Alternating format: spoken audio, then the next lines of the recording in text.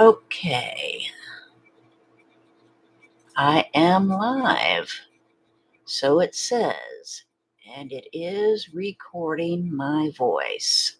Well, hot diggity. It worked. Yay! All right. Usually I would be listening to some music, but considering how YouTube is with the whole copyright fun stuff, I'm gonna be doing it this way, where I'm just gonna make random face noises as I'm sitting here adding some color to this oil pastel piece that I'm doing. It's a canvas panel gessoed because I don't want the weave to be too deep, so I added extra gesso. But at the same time, I don't want it too smooth with oil pastel because that usually ends up being a bit of a bother to itself. So I'm doing a nice light bright red.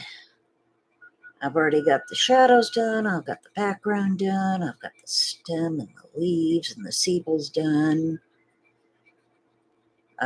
Because, oh yeah, y'all may end up accidentally learning some stuff.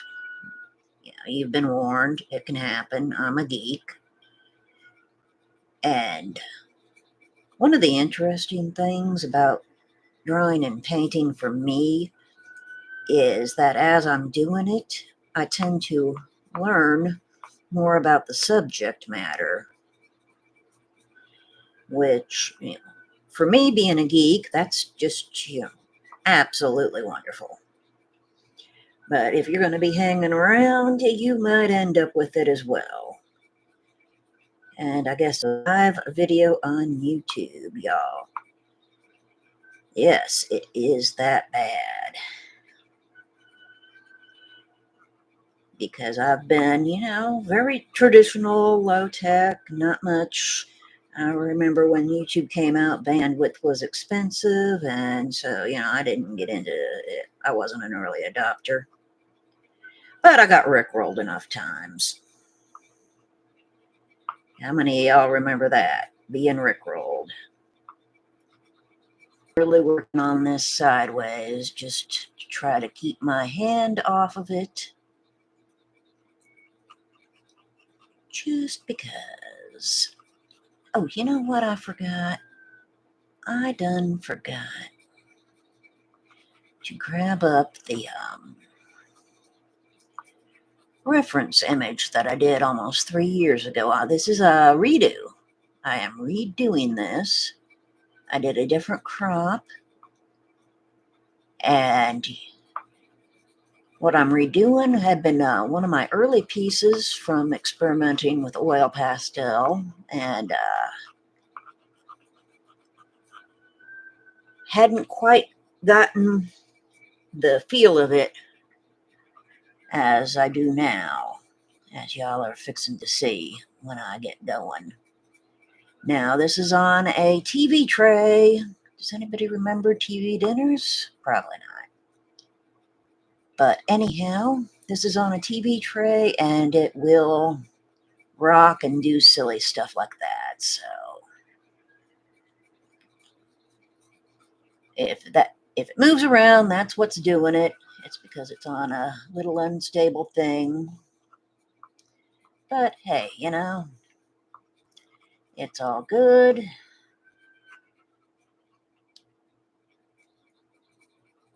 I don't know how far I'll get before a storm rolls in. We're on satellite internet, so a decent strength storm will knock me offline. If that happens, oh well. This is a big experiment on my part anyway. Okay, let me see if I can get in there without putting my hand in it, because then I'll have to sit here and try to, well, dish soap does take oil pastel off. It's not like I need to go use solvent or anything, because just the surfactant bit of the dish soap works just fine. What I might do is switch the brand of oil pastels, because different brands have different pigments and they get different colors. And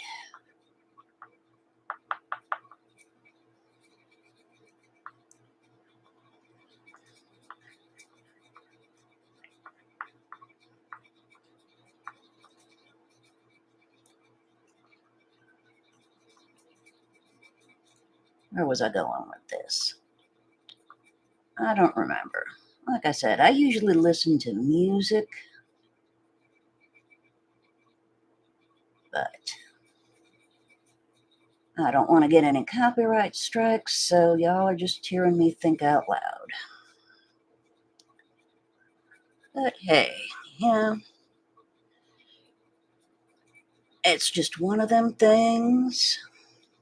And, ran into a friend of mine from back before the pandemic, before I restarted my art, and he was showing me his YouTube and telling me about how, you got to upload every week and keep at it and do some lives and you'll start to get an audience. He's got like over 2,000 subscribers, which might not sound big except for the fact that he hasn't been doing it that long. So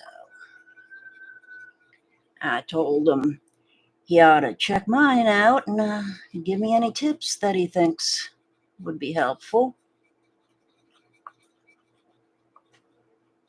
So maybe I'll get some better advice, but if not, I know some more experienced creators who can sit here and give me their input. Okay, now we're doing the fiddly little bits. Those are my cats. Well, fighting with my husband's cat, who is Sourpuss. I have no doubt that the microphone picked that up because they're cats. They just have that ability. So, at some point, I will do the whole, fancy microphone, but I just bought this webcam last month, and with inflation being what it is,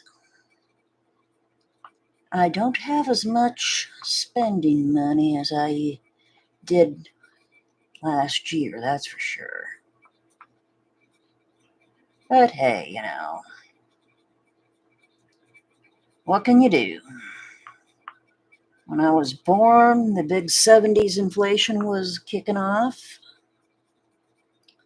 Because I'm 50 years old, folks. I claim them with pride because it wasn't exactly a sure thing that I'd make it this far. So,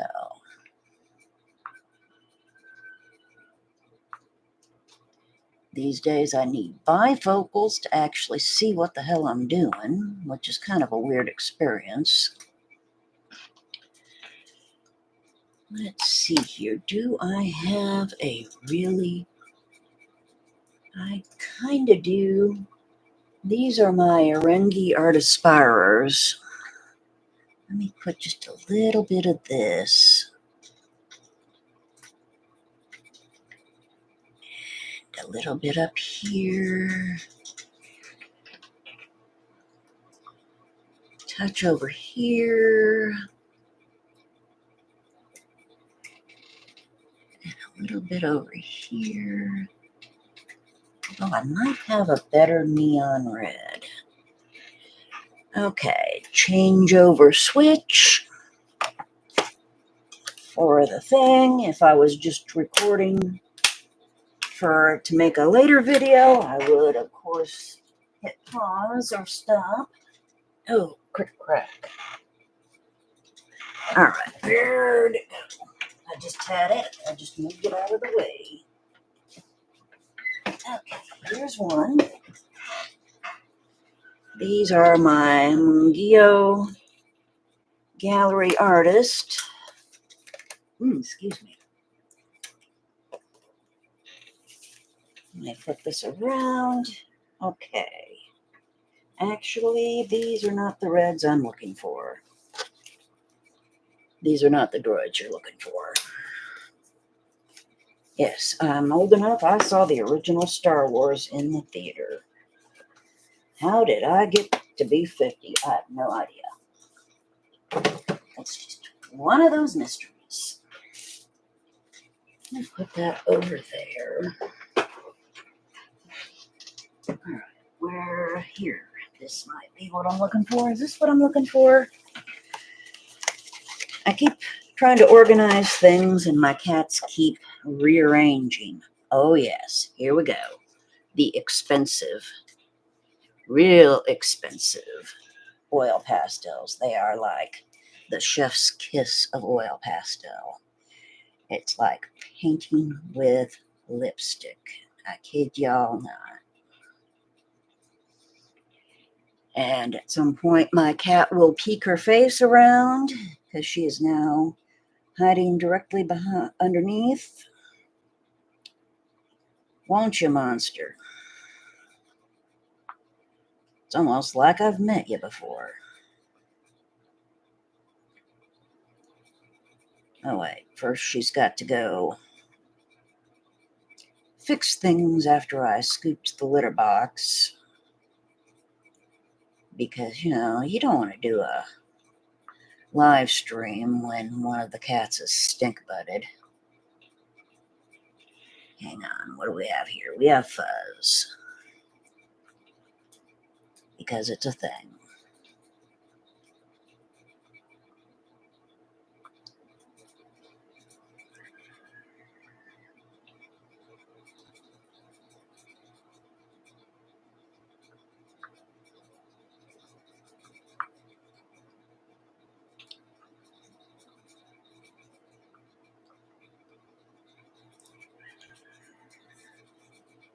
Yeah, the only downside to these Senneliers, or Senneliers, I guess it depends on how long they were in Paris for the win in the business.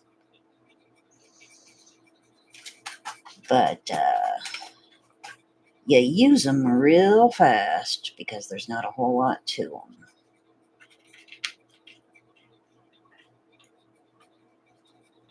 Oh, well, let me see here. What can I say about doing oil pastels for somebody thinking of trying them? First of all, they never actually dry, which is both a good and bad thing. Second of all, a big thing of it is blending. Blending is huge. Some people don't seal them. I have cats, as you can hear, because of course she had to go into the litter box, which is within range of the microphone. It's a cat thing. We're not meant to understand.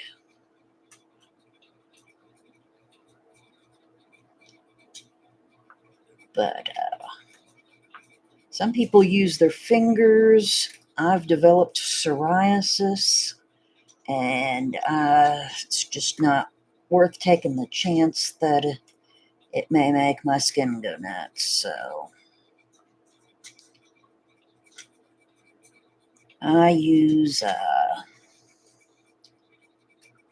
swabs and disposable makeup applicators,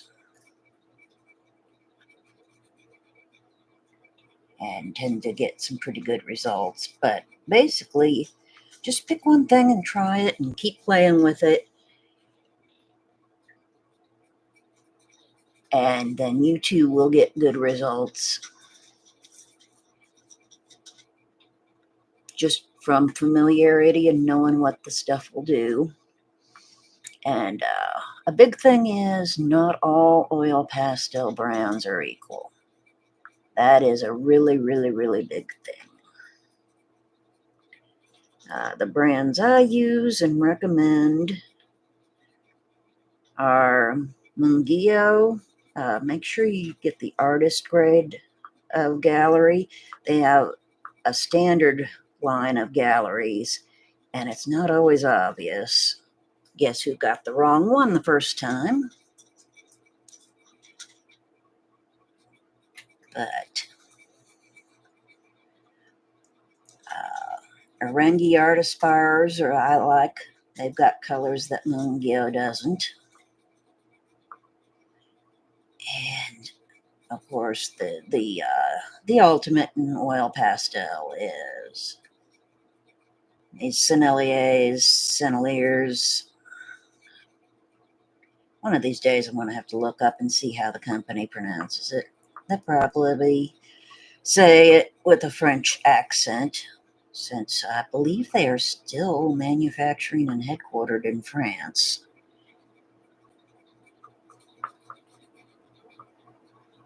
Now, you'll see some places online that'll say that they invented it for Pablo Picasso, and I had heard that originally too, and it turns out that it's not actually true. Sakura's crepas were first, but due to political stuff, Picasso could not get Sakuras from Japan because this was in the late 30s when there was a war going on,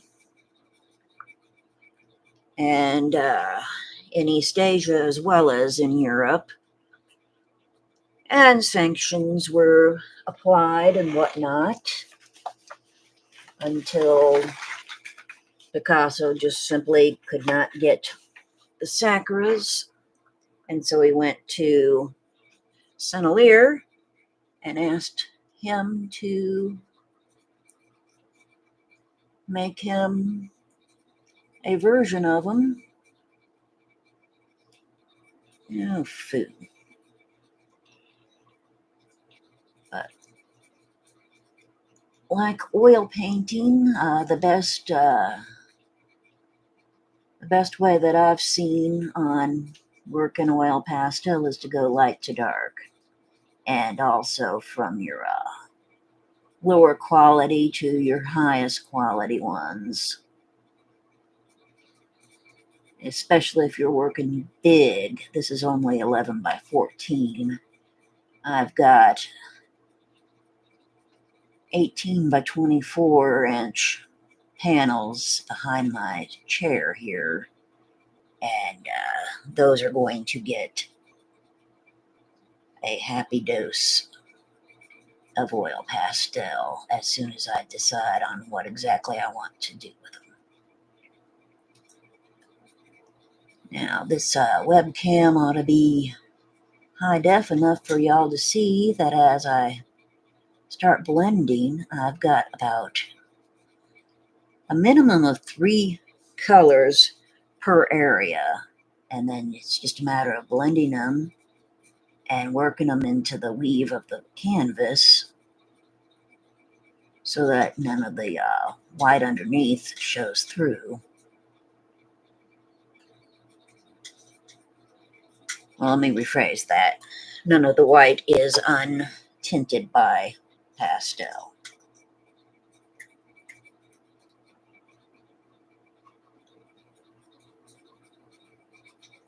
So,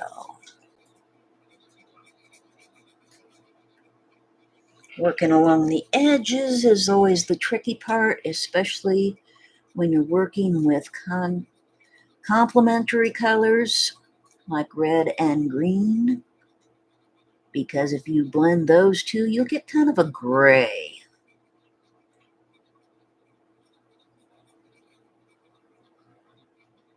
or depending on the saturation and how dark it is, you may end up getting a chromatic black, which is sometimes the effect you're going for, and other times it's not what you want. Like everything in art, it just all depends. But let's see here. Where am I? Here I am.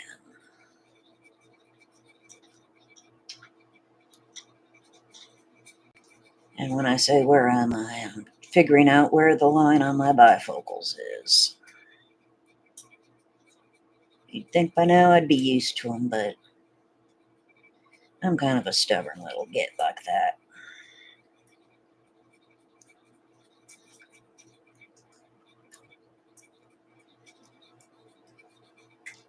There we go. And believe it or not, I will sit here and do this on an 11 by 14. I'll work probably 10 or more hours if I'm trying to cover every last bit of the panel, which I usually am. I kind of like doing that.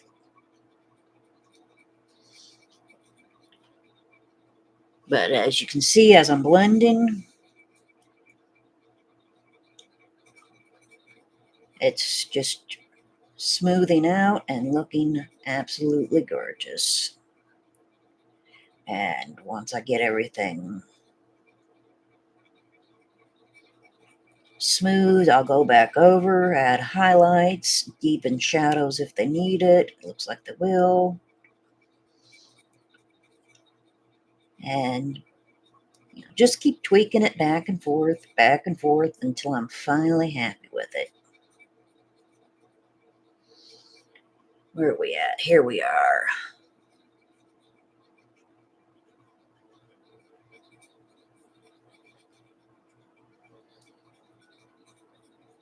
And I've got a reddish brown and a dark violet that I'm using for my shadows. And I need to go lighter and brighter for the highlights. But like I said, I've been working light to dark for a little while. I kind of like it. It just takes a little while to do. It's that.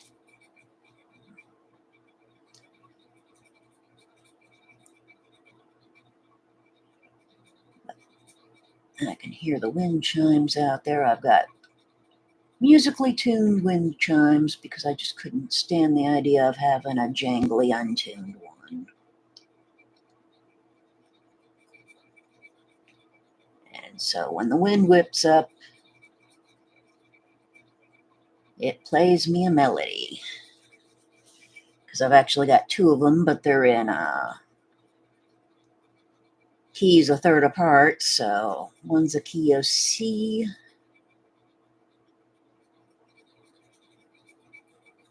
The other one's a key of E, I believe.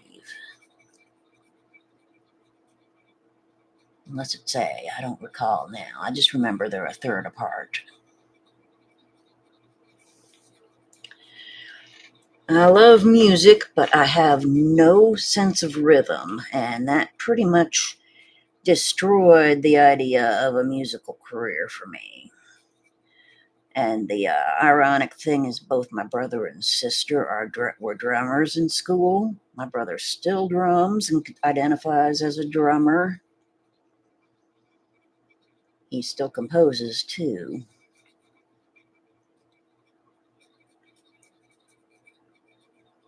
But being a percussionist, he tends to go for hip hop, even though he can pick up any instrument, fiddle around with it for half an hour, and then boom, he can play you what melodies you ask for. He's got the ear for it. He's got the sense of rhythm. And usually when I'm doing videos, not lives, but actual put it together type videos, that music was composed and performed by my brother. In fact, I've got two from him now, and one of them is on a 12-string guitar. And it's like, dude, you can play a 12-string guitar. Why do you keep insisting that you can't do a melody? He's like, why are you asking for a melody from a drummer? But music was his dream. When I was a kid, I wanted to be a farmer. And my mom did everything she could to shoot that down because she grew up on a farm and hated it. So then I decided I was going to be an artist as well as a farmer. And both of my parents laughed at me and asked, what are you going to do to pay your bills? I'm like, okay, I can be a writer too. And they laugh again and say, you're still going to need a day job. Those are hobbies. So I worked in factories and went into the army and, doing stuff that I really didn't love and all this and that. And eventually, I came home from the Iraq invasion with undiagnosed PTSD. And I stopped drawing for about 15 years. And then it was summer of 2019. My husband's like, look, I remember you draw and you could draw really good. And I want to see you get back into it. And he's like, I'll buy you the pencils, I'll buy you the sketchbook, whatever it takes. And it's like, yeah, I just got to find them. It was quicker to buy new ones. Because when we moved down here from the Tennessee side of Fort Campbell, the Army sent us professional movers, and there's still a whole bunch of stuff I haven't discovered where it got put. But I couldn't do it myself because I hurt my back after I got home. But hey, things tend to work out just not like you think. So here we go. And that's turned into something of a life story there. And this ought to give everybody a really good idea of what I'm doing and all that. I just wanted to see if I could go live because I have not done that. And you know what? It could be easy. Once you get everything set up, you just have to hit record or go live or whichever button they show me next time. And then, there it is. Don't need to do a whole lot with it, just enough. So, my very first live stream on YouTube. Yay! If I was high speed, I'd have sound effects that did the cheering or the applause. But, hey, I'm an artist. I'm not a video technician. I'm not an audio technician. I'm just looking for a way to share my stuff. And, I forgot to talk about Saturday night. Oh, well. Maybe I'll cover that in the next live video. I didn't have much of a plan other than just, jibber-jabbering like we were having a conversation. I mean, it's a thing. Come on, get in there. There. Yeah, it's a thing. So I think I'm going to sign off on this and see how it turned out.